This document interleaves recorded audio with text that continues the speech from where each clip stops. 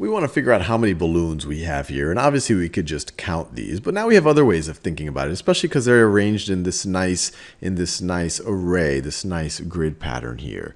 And the reason why it's useful to not just always have to count it, but to be able to use a little bit of multiplication with the number of rows and the number of columns, is that you might run into things, or you will run into things, where it's very hard to count each of the objects individually, but might be a little bit easier to count the rows and to count the columns. So for example, right over here, we see that we have 1, 2, 3, 4 rows, and we have 1, 2, 3, 4, 5, 6, 7 columns.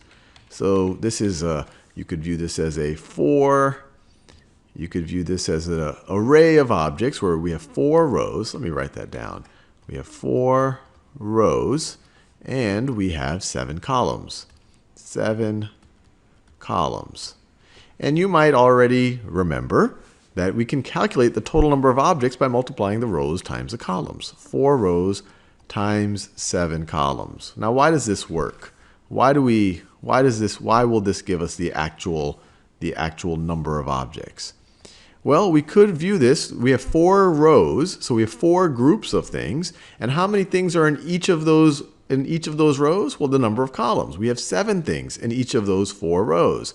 So 4 groups of 7. Or you could view it the other way around. You could view that each column is a group. So then you have 7 groups. And how many objects do you have in each? Well, that's what the rows tell you. You have 4 things in each of those columns. And we already know that both of these quantities are going to find the exact same number, the number of things that we have right over here. So these two things are equivalent. 4 times 7 is equal to 7 times 4. And there's a bunch of ways that we can calculate either one of these. We can skip count by 4. We say 4 times 4, 8, 12, 16, 20, 24, 28, and let's see, let me make sure that's 7. So 4 times 1, 2, 3, 4, 5, 6, 7. So we get 28. We could just calculate there are 28 objects here. And likewise, we could skip count by 7s. We could go 7 times 2 is 14, times 3 is 21, times 4 is 28, just adding 7 every time. And so we could get 28 the other way. Let's do that in that same color. We could get 28 the other way. But what if you had a situation where you didn't know, where you either didn't want to do these techniques, or it would have been hard to do these techniques, or you didn't know what 4 times 7 was off of the top of your head, which you should know at some point in the very, very near future? Is there any way to break this down into something that maybe you do know, or maybe that's a little bit easier to compute? Well, you could realize that 7 columns is the same thing as 5 columns and then 2 columns. So you could view 7 columns as, you could view it as 5 columns. So this is 5 columns right over here, plus 2 columns, plus, let me do this in another color, plus 2 columns. So that's just like saying that 4 times 7, let me do the 7 in that purple color, I want to stay color-coded, is the same thing as 4 times 5 plus 2. 5 plus 2. And all I did is I replaced the 7 with a 5 plus 2. The 7 has been replaced with the 5 plus 2. Now why is this interesting? Well, now I can break this up into 2 separate arrays. So I could say, well, look, there's the array that has 4 rows and 2 columns right over here. And then there's the array that has 4 rows and 5 columns right over here. So how many objects are in this one, in the yellow one right over here? Well, there's 4 times 5. 4 times 5 objects. So there's 4 times 5 objects in the yellow grid or yellow array. And how many in this orangish looking thing? Well, there's going to be 4 times 2. 4 times 2. 4 times 2.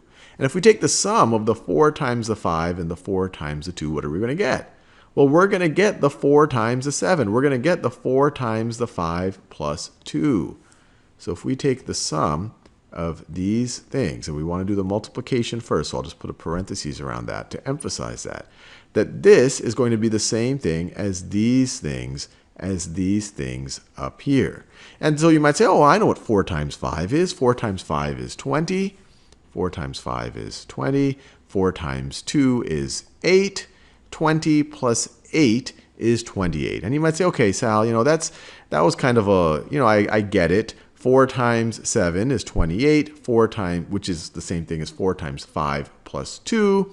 And then I see that that's the same thing as 4 times 5 plus 4 times 2. And actually, this is called the distributive property, that 4 times 5 plus 2 is the same thing as 4 times 5 plus 4 times 2.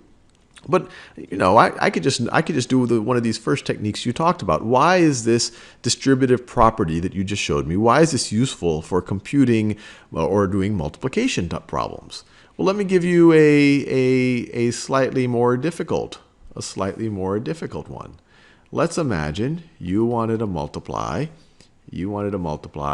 6 times, let's write it as 6 times 36. And actually, I don't need to write that parentheses. 6 times 36. So how could you do this? Well, you could decompose 36 into two products, or into two numbers where it's easier to find the product of that and 6. So for example, 36 is the same thing as 30 plus 6. So this is going to be equal to 6 times 30 plus 6. 6 times 30 plus 6. And what's this going to be? Well, we just saw 6 times these two things added together first. This is going to be equal to 6 times 30, 6 times 30 plus 6 times 6, plus 6 times 6, 6 times 6. Notice, we distributed the 6 times 30 plus 6 times 6. Now, why is this useful? Why was this useful at all? I'm going to put parentheses to emphasize. We're going to do the multiplication first. In general, when you see multiplication and addition in a row like this, and division, you want to do your multiplication and division first, then do your addition and subtraction. So what's 6 times 30? Well, this is easier to calculate. 6 times 3 we know to be 18, so 6 times 30 is going to be 180. And 6 times 6, well, we know that's going to be 36. So this is going to be 180 plus 36. And what's that going to be? 180 plus 36. Well, 0 plus 6 is 6. 8 plus 3 is 11. 1 plus 1 is 2. So you just figured out that 6 times 36 is equal to 216. And what we just did with the distributive property, this is actually going to be how you're going to multiply all sorts of larger numbers, way larger than what we just saw. So the distributive property, which hopefully you're pretty convinced by based on how we broke things up, is a super useful thing as you want to compute larger and larger numbers, and you're going to find it even more useful when you go even further in your mathematical career.